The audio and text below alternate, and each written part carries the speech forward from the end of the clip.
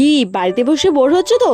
চলো আমি ঘুরিয়ে আনি তোমাদেরকে একটা জায়গা থেকে। আর এখানে যেতে গেলে তোমাদের কিন্তু কিছুই লাগবে না, শুধুমাত্র আমার ভিডিওটা দেখতে হবে। তো চলো, অনেক বকাবকি করেছি, এবার সোজা চলে যাই সেই লোকেশনে। কি নিশ্চয়ই ভাবছো আমরা আজকে কোথায় যাচ্ছি? তো চলো বলে দিই, আজকে আমরা লাইফে প্রথমবার যাচ্ছি ফতেপুরের গোষ্ঠ মেলায়। সত্যি কথা বলতে অনেকের মুখেই শুনেছি পয়লা বৈশাখের টাইম থেকে গোষ্ঠ মেলা শুরু হয় ফতেপুরে খুব ভালোভাবে। আর সেই শুনে এতটা এক্সাইটেড ছিলাম মেলাটা দেখার জন্য, এক্সাক্ট কোন জায়গাতে মেলাটা হচ্ছে সেটা না জেনেই আমরা চলে এসেছিলাম মেলা ঘুরতে।